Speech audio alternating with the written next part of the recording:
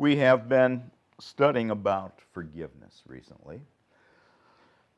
And it's such an important topic in God's Word. It's such an important part of life.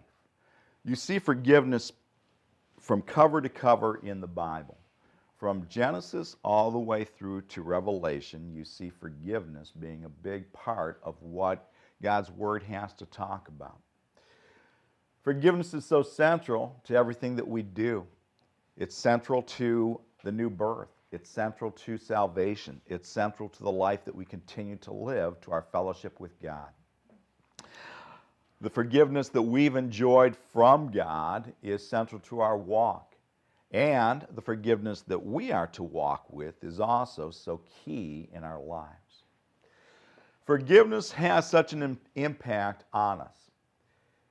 And our willingness to forgive others is a great key to our well-being. It's a great key to our emotional, our mental, and even our physical well-being.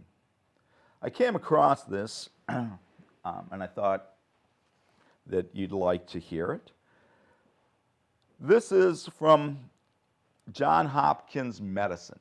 Johns Hopkins, one of the leading medical institutions in the world. Studies have found that the act of forgiveness can reap huge rewards for your health, lowering the risk of heart attack, improving cholesterol levels and sleep, and reducing pain, blood pressure, and levels of anxiety, depression, and stress. And research points to an increase in the forgiveness health connection as you age. There is an enormous physical burden to being hurt and disappointed, says Karen Swartz, MD, director of the Mood Disorders Adult Consultation Clinic at the Johns Hopkins Hospital. Chronic anger puts you into a fight or flight mode, which results in numerous changes in heart rate, blood pressure, and immune response. Those changes then increase the risk of depression, heart disease, and diabetes, among other conditions. Forgiveness, however, calms stress levels, leading to improved health. Isn't that interesting? So, physically, there's a whole array of benefits or harm that we enjoy or don't enjoy, depending on our willingness to forgive. How much of a forgiving heart, how much of a forgiving attitude we have in life. So then, if forgiveness does such good for us, if it's such a wonderful benefit, why do some people have such a hard time forgiving? Why are people, so many people, unwilling to forgive in different situations? We're going to look at some of those reasons this morning, some of the reasons why people have a hard time forgiving, and how we can get past it with the help of God. The other night I taught about King David and how he was willing to forgive in spite of all that Saul had done. And one of the reasons that people do have a hard time forgiving is because they mistake forgiveness for condoning or accepting something. They make the mistake of thinking that if you forgive, then you're saying that that's something that's all right to do. That if I forgive some behavior, some sin, that then I'm saying that that sin is all right. But that's not the case. David didn't accept Saul's wrong attitudes, his wrong actions. When Saul was out trying to kill David, David didn't just let him kill him. He didn't feel like he had to allow that. But he never raised a hand against Saul. Instead, he trusted God to take care of him. And then he forgave Saul. When Saul was killed himself, David forgave him and only spoke about the good that Saul had done. Jesus Christ, we also looked at the other night, when that woman that was taken in adultery was brought to him, he did not condemn her, and by his wise answer, kept others from condemning her as well. But he also didn't condone what she had done. His refusal to condemn didn't mean that he was condoning what she did. He told her to go and sin no more. But he was willing to forgive.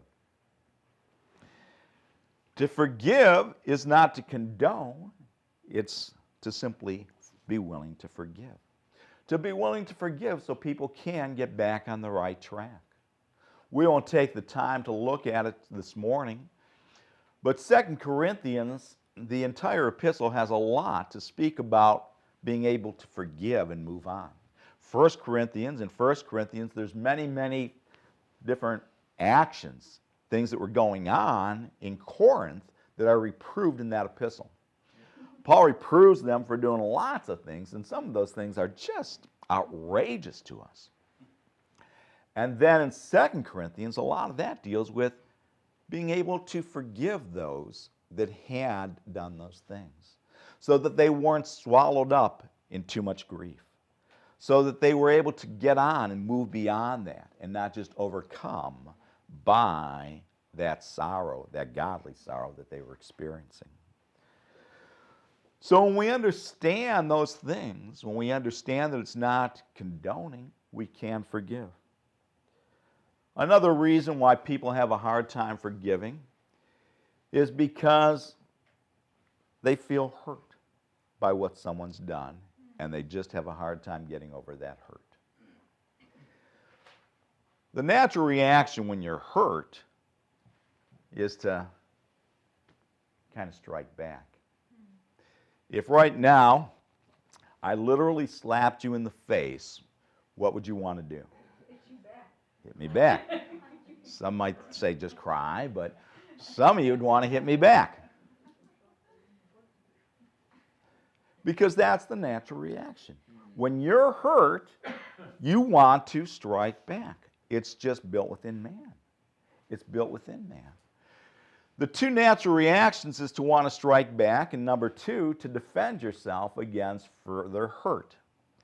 So people retaliate, and people, they protect themselves. Back in the day when nations fought against nations and they were being attacked, if they were strong enough, they'd endeavor to attack back. But what did they used to do all the time as a city when they felt threatened or hurt by other cities? They built a wall. That's right. They built a wall. They built a wall around that city to protect themselves. A wall to defend against being attacked and hurt again. People do that. People build walls around their heart, because they think that to do that will keep them from being hurt again. And those walls can get really strong and really thick and impenetrable. And they feel like they have to always remember that hurt so that they aren't hurt again. But holding on to that hurt never helps them to get past it. Instead, it just allows bitterness to come in. Look at Hebrews chapter 12. It's a trick. Building walls, holding on to that hurt is a trick. No one ever gets better, no one ever gets over the hurt by holding on to the hurt. They only become bitter. In Hebrews chapter 12, in verse 14, it says, "Follow peace with all men and holiness, without which no man can see the Lord, looking diligently lest any man fail of the grace of God, lest any root of bitterness," root of what? Bitterness, "springing up trouble you, and thereby many be defiled." We're warned against a root of bitterness springing up. That's what happens. It can grow. It grows. You hold on to a hurt, and it turns into bitterness. One of the definitions of bitterness is not allowing a wound to heal. It's like you get hurt, you get a wound, and every time it starts to heal, you just open up that wound again. That's what people do. Instead of letting go of that hurt, every time they just replay it in their mind, every time they dwell on it, they experience that hurt all over again. But each time they do, instead of getting past it, instead of it healing, this bitterness just grows up with it. This root of bitterness that can grow. And that bitterness can just end up affecting everything in their life. We saw how it can affect a person physically, and how it can just lead to a whole slew of physical problems. But what it does emotionally to the heart is even worse. What it does to that person inside and how it affects their other relationships in life, that's even worse. It can poison every relationship that they have or might have if they allow it to. That's why Ephesians chapter 4 tells us to get rid of it. Turn to Ephesians 4.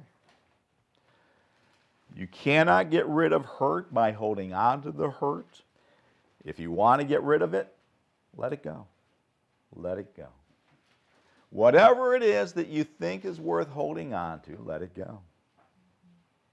In Ephesians chapter 4, in verse 31, it says, "Let all bitterness and wrath and anger and clamor and evil speaking be put away from you with all malice." Let all bitterness, wrath, anger, clamor, and evil speaking be put away from you with all malice. And all of those other things listed in that verse all accompany that bitterness. When somebody is bitter, they are angry. They are filled with wrath. They will speak evil. They will work in some way to retaliate with their words. They're hurt, so they'll look to hurt others with their words. But God says to just let it all go. Another reason why people have a hard time forgiving and letting it go is that they feel that the person does not deserve to be forgiven. Look at Luke chapter 15. They feel that people just don't deserve to be forgiven.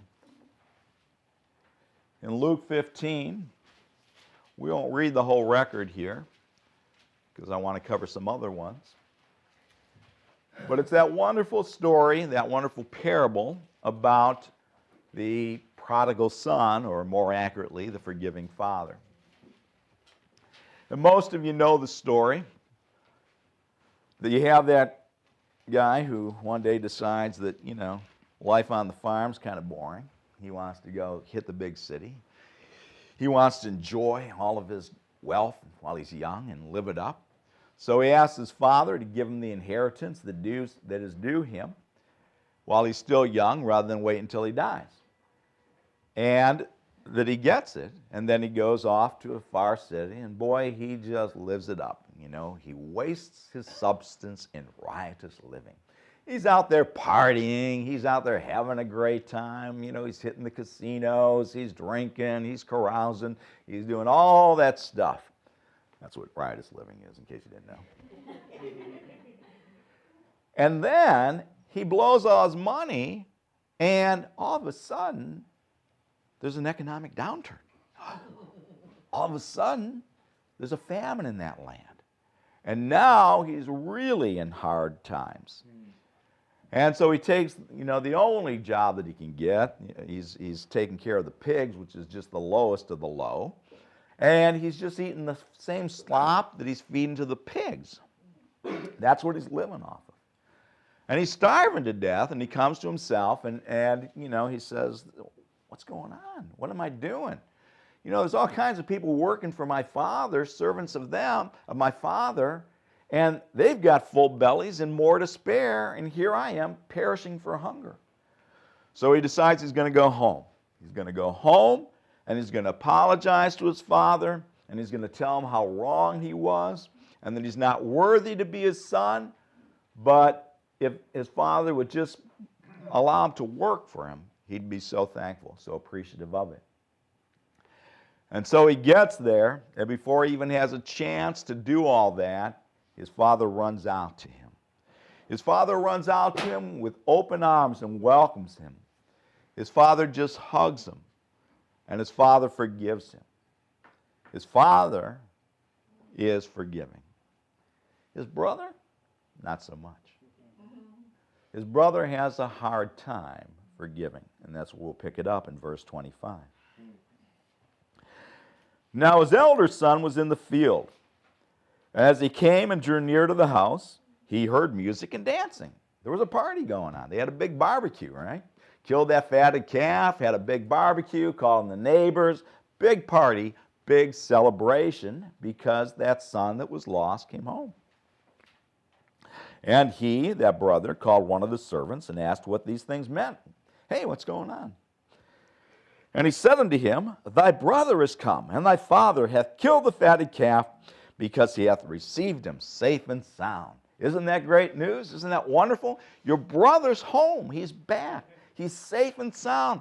Everybody was so worried about him. We knew that there was a famine where he went. We didn't know what became of him. And he was just so happy to hear that news in verse 28. No, he wasn't.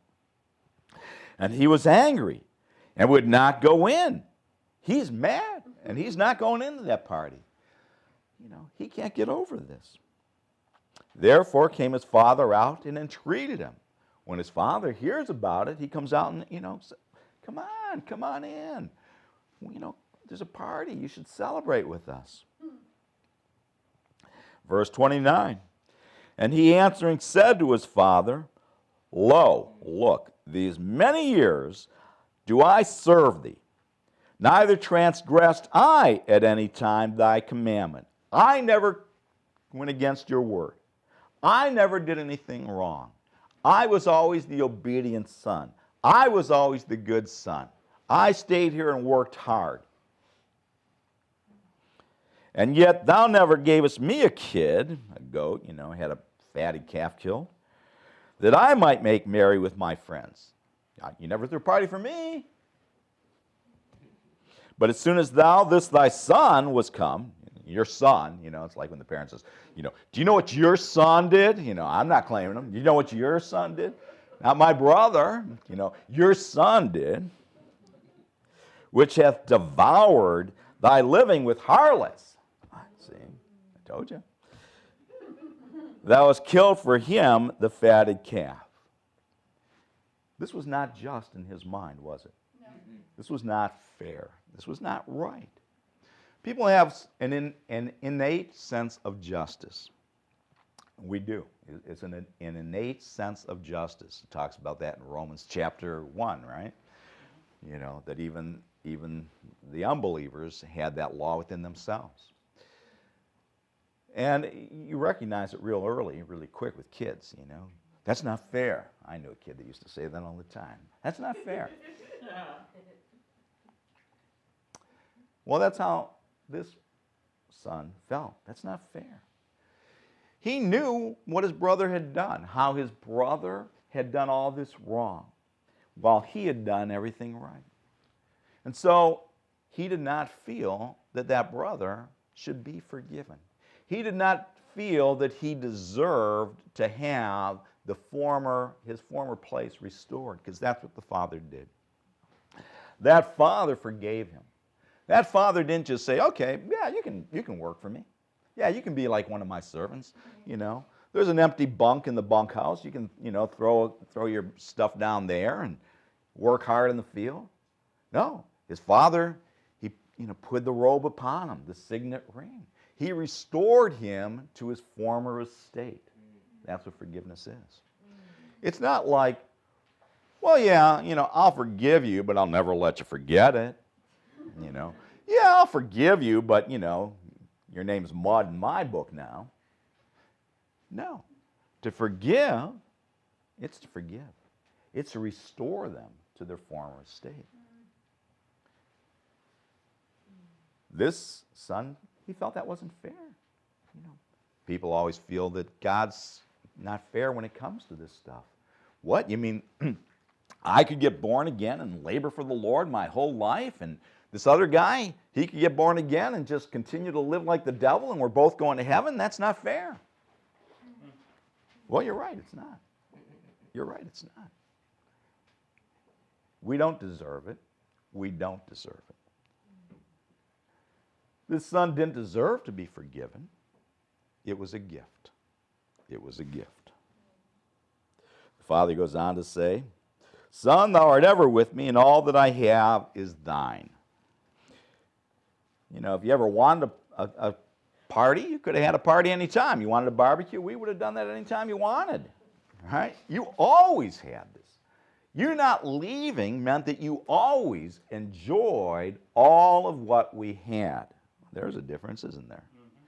Was the son that left enjoying all that the father had when he was eating the slop that he was feeding to the pigs and starving? No. Did he suffer consequences for his actions? Yes. Does the person who doesn't live for God after they get born again enjoy the same benefits that the one that does? No, not now, and they won't have the rewards in heaven that the one who does either. But still, that's not the case. Here, he didn't enjoy what the father had, the one that was there did, but when he came back to the father was forgiving and gave to him all that he had.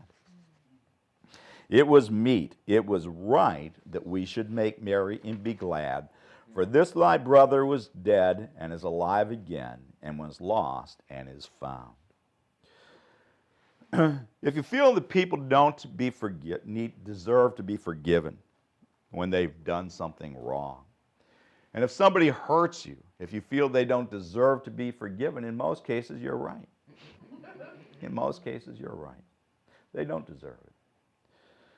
The trespass is a debt that has not been repaid.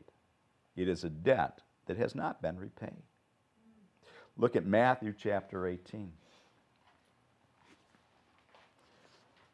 Matthew 18, verse 21. Then came Peter to him and said, Lord, how oft shall my brother sin against me and I forgive him? Till 7 times? You know, how long do I have to put up with this? How many times do I have to forgive somebody that does the same thing over and over and over again? You know, they don't just do it once. They do it again and again and again. Boy, that's a tough one, isn't it? Some of us, you know, yeah, I'll forgive you this time. Yeah, I'll forgive you that time. Okay, how many times are you going to do this? How many times do I have to tell you? 7? Is that the limit?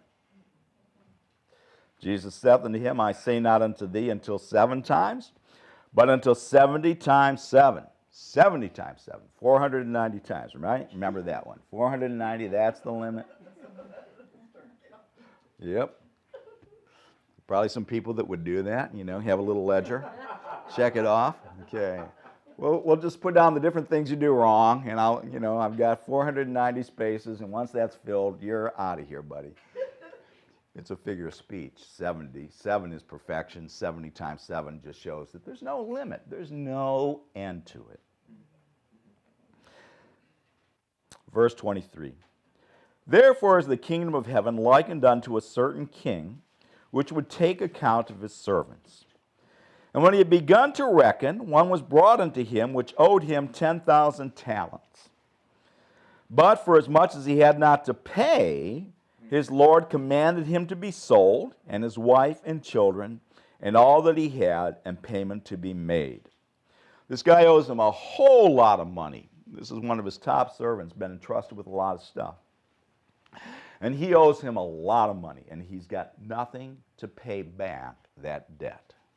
He is unable, he is incapable of paying back what he owes. And so this king says, well, I'm going to, cut my losses here. I'll sell you and your family and whatever I get for you. At least I got something there. The servant, verse 26, therefore fell down and worshipped him, saying, Lord, have patience with me, and I will repay thee all. Just give me a little more time. Give me a little more time, and I'll pay you back. I promise. I promise. Just give me a little bit more time, and I'll pay back everything I owe. Verse 27. Then the Lord of that servant was moved with compassion. He had mercy on him. He was moved with compassion. He felt bad for the guy. The guy got through to him. And he loosed him and did what? Forgave him the debt. He didn't just give him more time, did he? No. He forgave the debt. Did that guy pay him back? No. He didn't pay him back. He just forgave the debt. Okay. I know you're never going to pay me back. Who you kidding? But I'm a softie. I'll just forgive it. We'll just wipe the slate clean. I'll just pardon that debt. You don't owe me anything. That's what he did. Did that guy deserve it? No. Did he pay back? No, the debt was just pardoned. Even today, sometimes they'll do that. They will pardon a debt. That word is used, right? We keep reading. Verse 28. But the same servant, that same guy, went out and found one of his fellow servants, which owed him 100 pence. And he laid hands on him and took him by the throat, saying, Pay me that thou owest. There he goes.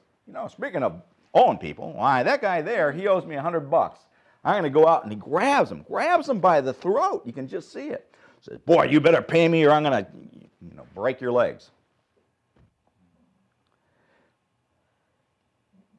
Verse 29, and his fellow servant fell down at his feet and besought him, saying, Have patience with me, and I will pay thee all. Sounds familiar, doesn't it? Yes. Verse 30, and he would not, but went and cast him into prison till he should pay the debt. Throws him into debtor's prison. He doesn't forgive that debt.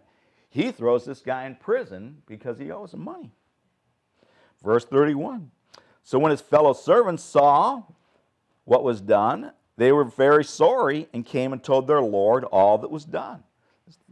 This isn't right. Look at what's happened here. And they go and tell the king what's gone on. Verse 32.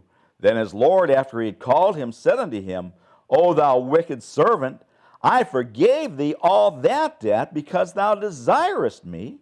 Shouldest not thou also have compassion on thy fellow servant, even as I had pity on thee? I forgave you all that debt just because you asked me to, just because I had pity on you. Shouldn't you have done the same? Shouldn't you have done the same? What's this an illustration of? Is this an illustration of how to handle financial affairs? No. It's an illustration of forgiveness. It's an illustration of forgiveness. A debt and a trespass are shown to be on the same level here, as they are with the Lord's Prayer and the record of Matthew versus Luke. That in the one place it talks about forgive us our debts as we forgive those that are debtors to us. In the other place, forgive us our trespasses as we forgive those who trespass against us. You see, a trespass is a debt. It's a debt. You didn't do something. You didn't pay back. You did not give what you should have in that situation. We're to owe love. Well, it goes on to say, and his Lord was wroth, verse 34, and delivered him to the tormentors that he should pay all that was due him. So likewise shall my heavenly Father do unto you, if you from your hearts forgive not every one his brother their trespasses. Here it says, if you don't forgive, then you won't be forgiven. But there's a lot more to that we need to understand, and we'll get into that in just a minute here.